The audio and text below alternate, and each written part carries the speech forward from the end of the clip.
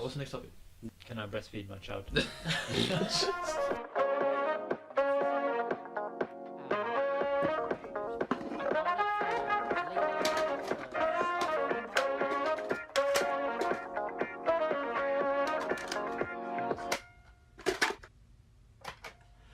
When do we start? I'm ready. Stole. Has it begun? Yeah, it's been recording for a while now. Oh, okay. Oh. Hello. It's okay. Hello, I'm Natalia Portman Ahmed. If you use Natalia, everyone's gonna know who you are. Oh, sorry. I'm Marth Andrews Patel. You guys are too far away. We got Bilal here. Yeah, bigger. Actually, sorry. Forget that name. That person is not here. Turgut. We got Turgut. How old are you? Nigeria top. I'm Bamsi. You better Abuja. I'll be Okocha. Nice. We got Okocha. Who's that? Huh? Just saying it. Ollie. I ain't got nothing to lose, bro. You know what I mean? This alias thing isn't gonna work, right? Knife crime in London. Oh yeah, knife crime in London. There's drill music. Yeah, Oh, because the contribution of real music. so in that crowd. recently, Bit further. I think recently, YouTube took down a bunch of drill music videos. As in, the question is, does drill music lead to an increase in violence generally? When C-Biz says get popped at family function, no one is safe. Yeah. Relax. Right. How is it? Oh, God. People are dying, Pele. It's not even funny. I don't know why we're laughing. No, who's laughing? No, seriously. Drill music today, it's gone like that step above. So back in the day, like about 10, 15 years ago, when Skepta and them were around, it was just about, I got this money and I'll do this to you. I'll do this. Now these kids are singing about or rapping about how, Chefing man up. not even chef. I'll chef him. This is his chain. This is that. You know what I mean? So it's very antagonizing towards each other. So it's taken a new step forward. So But do you think it's the mindset of the kids that are doing it, or the youngsters that are doing it, or because let's be honest, knife crime isn't just occurring now. It's been around before drill music. Yeah, but you must contribute. It does I don't think it's the mindset of the kids, as in that's not a cause for the violence, but the music affects, or the music like sort of contributes to their mindset, if that makes sense. So what it is you never used to hear about people like getting stabbed up and stuff, like Ollie said, when Skepta and them lot were rapping or whatever back in the day, Dizzy Rascal, and you had all of them lot. But now because you're hearing it in all of this music, which is really popular, like drill music is pretty, you're a big man and you sit there Yeah, rapping I it. But what happens is it raises or it lowers the bar for what's acceptable. Like talking about people, getting stabbed and stabbing people and stuff is more accepted. Even if you're just listening to it in music, it's making it less, you're getting desensitized to it. For example, like if 15 years ago you heard about someone, or when we were little kids, if you heard about someone getting stabbed, it's like a big thing, right? But now it's not really that big of a deal, and that is partially because it happens more, but also due to the fact that you hear about it so much more. Whether you hear about that in the news or whether you hear about that in music, it's the same thing. So I think that it's just making it more sort of acceptable, violence more acceptable, or you become desensitized to it, not acceptable, so you just hear about it more, so it's not such a big issue when somebody gets stabbed. Even when you listen to, like, I was listening to another podcast and they were talking about how I think it was the 1960s and 1970s, a lot of like cowboys used to glamorize crime with guns. So like in America it's a big gun culture, and some people are like really proud about the guns they own and stuff, and they're really adamant that they actually have a right to it. And yeah, there was this one song where it was describing how a guy killed like a sheriff with a gun, and it was like really, really detailed and really gruesome, and people seem to forget that it's always existed and it's only brought up because it's like an agenda against a certain group of people. In my personal opinion, it's like it's a bigger issue, and it's one of the symptoms of a bigger issue. That's, say, the government's failed in the funding for youth and stuff, and this is like one of the only ways out for some of these people who are living in these more deprived areas, is to basically just resort to the roads, really. But that's an American issue. Do you think we have much of an issue with sort of gun crime in the UK? I don't think we do. But I mean, in terms of violence, I mean, if you're putting it under the violence umbrella, yeah, but gun culture itself, I don't think. I don't think gun culture is a big problem in the UK. but knife crime definitely is. Like we hear about stabbings every other day now, pretty much. But my mentality is like, I know people blame drill music, but like I listen to it, Ollie listens to it, a lot of us listen to it. Government naming that. Yeah, but No, a it's lot true. of us listen to it, and we're not going out there stabbing people. So it comes down to the fact that it's not always the influence; it's the individual behind it. And that's like Muzz said, it's because maybe the government's not helping them out enough, steering them in the right direction, so they're forced to live this kind of lifestyle. See what I mean? Because we were brought up in similar conditions. We didn't end up like that. The thing is, you're listening to it now. Like, we're grown people, we can think for ourselves. Do you think, like, going back 10 years when you were, say, maybe more than that, let's say when we were like 12, 13, if we were in school and like, everybody was listening to this music about, this don't get in stabbed, that don't get in stabbed, and it's not just you, like everyone around you is listening to it as well. Do you think we would have got influenced by that at that age? Yeah, but like I heard 50 Cent Candy Show. I didn't take people to the Candy Show. See what I mean? We only realise what it means right now. Yeah, but it does glamorize that lifestyle to an extent. But there's also an argument to say that it's their reality. Like if they didn't have all that around them, then they wouldn't rap about it. You know what I mean? Music is that ultimate form of expression, so it's their sort of reality. So that's what we should look at. Why are these kids going through this? Why do they feel the need to join gangs and beef other areas and things like that? So you're saying the problem was around before music was there? Yeah, of course. And now they're just expressing it in music. Well, music, expression is the main thing. But I mean, this sort of inner city crime with the gangs and young people has always been around. I mean, music can't be the sole responsibility really. So that's what I think. But I mean, gang, like this whole gang culture and gang wars and these postcode wars have been around for ages, but it was never as violent as it is now. What's the reason behind that? Did you hear in conditions? Like conditions are getting worse for these people involved in stuff. I think like again, this. it's the music that just desensitizes you to it. Like, Isn't it? Wouldn't you say like it's a bit of both? So it's not the origin for all this crime. Like, as in Ollie said, it's always existed, but it definitely it's like an endless loop. So you have this desensitization to violent music, and people are just getting like used to that stuff. It's like the norm. It's normal to be for cities like London, New York to be violent, and it's all originated from the same sort of problems really. It's like deprived neighborhoods and people who have less opportunity really, and it's like music just now that it's so popular, it just contributes to the increasing violence. Like it's not the origin, but it definitely contributes in my eye. I mean, it's growing. The difference between the richer people and the poorer people in London, in inner cities, London especially, is growing. With the kind of spending that we have in this country now, it's definitely growing. So that must be the the biggest contributory factor. You think you can discount social media and all this? no, definitely no. It's a massive. I think it's a massive factor. Do you think it would have been if we had YouTube, Twitter, Snapchat when we were in secondary school? Do you think it would have been similar as how it is now, or do you think it would have been over like would there be less crime and violence if it was our generation doing it? I think if we're assuming that drill music does lead to more violence, or all this does lead to more violence, then I think back in our time it wouldn't have led to more sort of violence, because in our time we didn't have music that was this violent, if that makes sense. If you're saying that the music does influence it, we didn't have music that violent back then. What would you say? Because are you saying if we had this music back then, would we be influenced by it? Yeah. Would it be? Would it have the same impact on us, or is it just like a generational thing?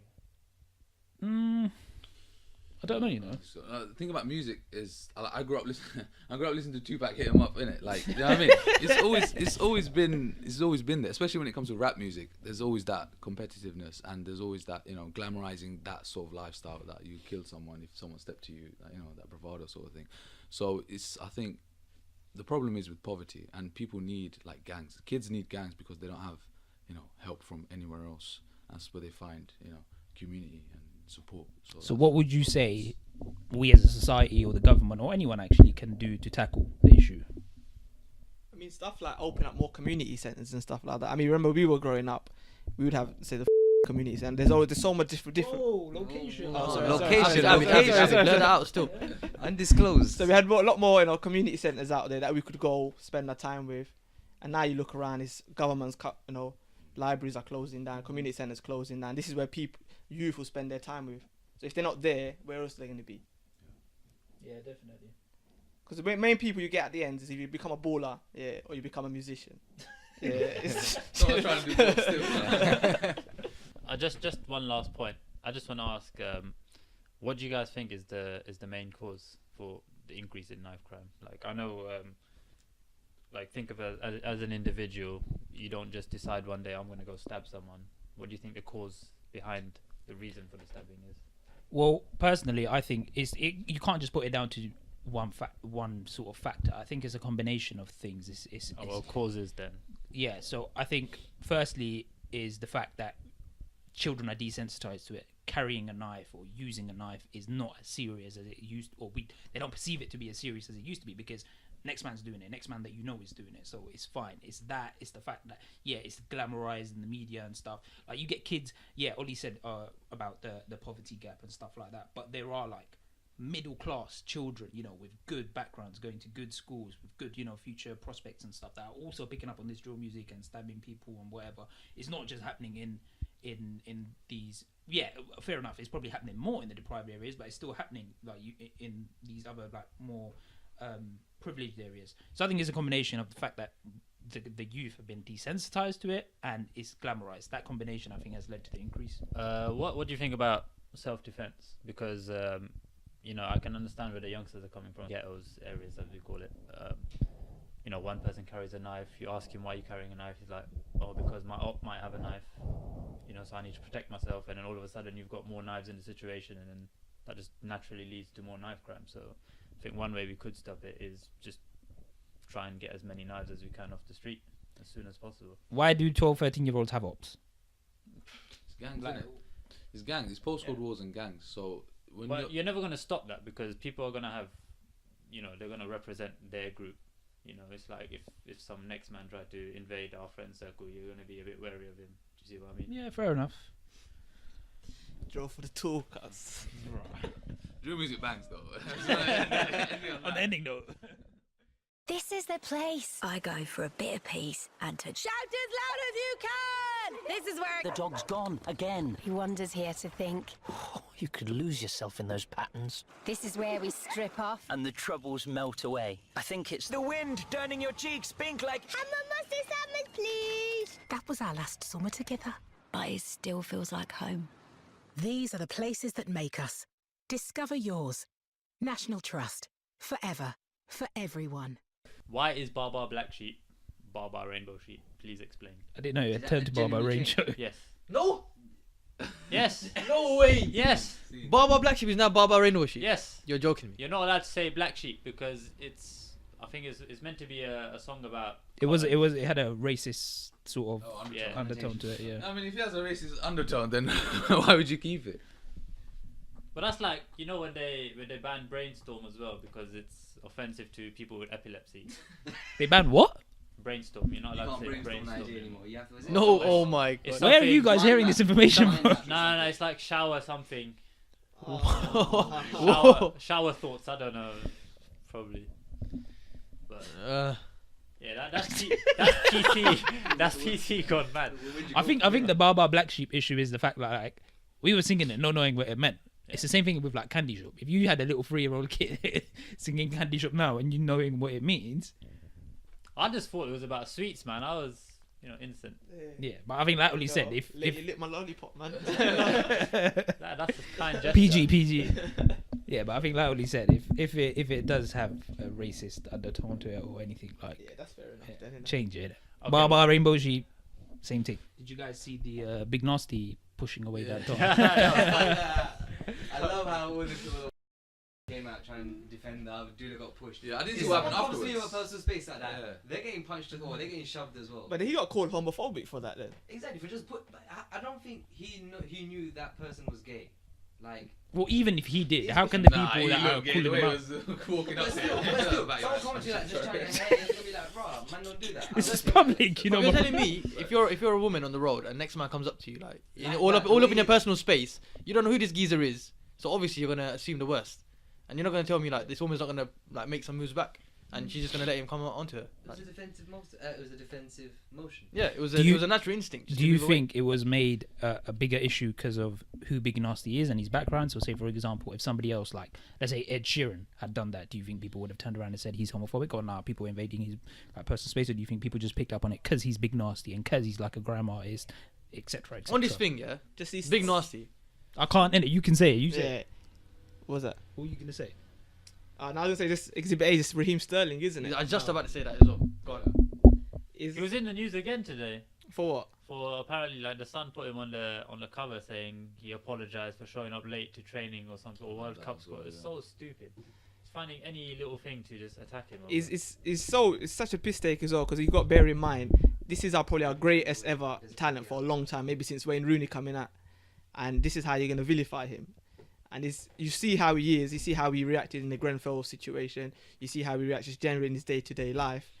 You know, he's a good. You can say he's a good person, but then now the way the Sun are vilifying him is like some sort of criminal. Is he the one with the The tattoo. Yeah. gun tattoo? Right. Do you guys think if Raheem Sterling was not black or not a person of color, would he receive as much hate as he does? Just look at Harry Kane. Yeah, it wasn't even offensive.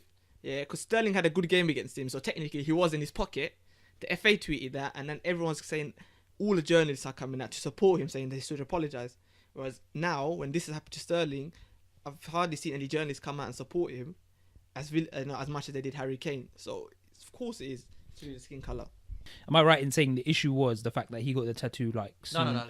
It wasn't a single isolated issue. It's been like an ongoing Cause- agenda for Oh, the right, last few okay. years. Yeah, Like they're any always- little thing he Yeah, does. they're always talking about there was another whole page about him earning this much money, but why is he still going to Poundland? Or why is he driving this car to training? He's a show. Greg's, why is he grabbing? Why is he going to it? Yeah, but it's probably the Sun and the Daily Mail. It is those. Yes, who cares about what they say? Do Right? you not think that's dangerous? Like, we're talking about the rise of right-wing nationalism in this country, and when you look at the people who are actually reading these trash newspapers, it's mostly like it's hitting that demographic, and it's just fueling that hatred and that image about the minorities in this country. Like, it's really dangerous just to like. You talk about freedom of the press, but there's a limit where people are genuinely being attacked for their skin color and their beliefs, really. And it's like, in my opinion, it's quite dangerous the way this country's heading in, like allowing that sort of behavior and it going unscathed. Because if you look at the opposite extreme in the Labour Party, any anti-Semitism, like you can't say anything about the state of Israel without being labelled an anti-Semite, and that's like, if I'm looking at it as a neutral person, it's double standards, really. Like you can't justify one over the other, and they're both as bad as each other, really, but one gets a lot more support than the other, really. And then you have people like Katie Hopkins tweeting all this racist slander to, you know, Everyone. yeah, like she called someone a jigaboo. Yeah, I Which saw is that. a She racist deleted term. it. Yeah. Katie Hopkins can tweet excessive, you know, like Islamophobia, and there's no repercussions at all. So I'm sure if we went out against Christianity, started tweeting the same thing, we'd be blocked instantly. Am I right? Yeah, fair. Exactly. And it's people out here that fuel these Muslimic ray gun people. You know what I mean? Because for us, it doesn't matter because it's Sun Daily Mail, but those are the two biggest read newspapers in the whole country. Yeah. And if that's going to be constantly reported, that's what most people are going to believe. Yeah. And you got like I said, the Muslimic ray guns. These idiots, they're going to believe it, and it's just going to keep going, and it's going to keep getting worse at this rate. I mean, Katie Hopkins had a column with Daily Mail. She had a show on LBC.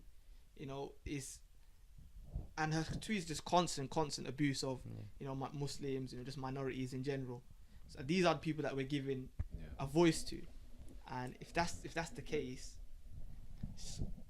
there's no end to it. But you could argue like the fact that the reason why these people have a voice, or the reason why Daily Mail put them up there or whatever, blah blah blah, is because they sell. The news sells. So do you think that's an issue in our society, that those sort of those sort of opinions or voices should be ignored, or how do we go about like dealing with it? In regards to that, I just think it's a bit two-faced. Why did they attack one person when he says something like that, but disregard, someone like Katie Hopkins when she does it? So why do they pick and choose who they want to attack and who they want to victimize when it comes to racist slander or something of that sort? So if give me an example of someone who's been racist and they've been punished for it recently. So you look at like people. Oh. Hard to say.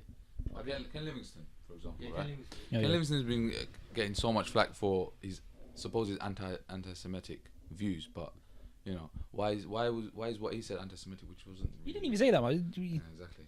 And He just mentions the Holocaust, and any mention of it is they take it just completely out of context. Yeah. Or he just mentioned the words Nazis. You got to Exactly. take into account what he says and see what he says. Then form your conclusion from it.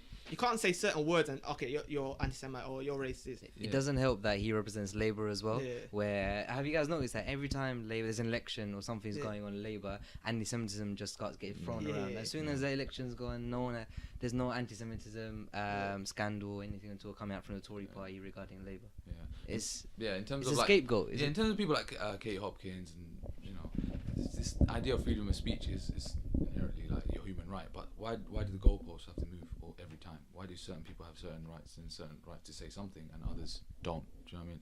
So where do you draw the line? So it's one person, because she can tweet anything about Islam and Muslims, and it's okay because it's branded under freedom of speech. Charlie Hebdo in France, they can print whatever they want on the new magazine, but it's freedom of speech.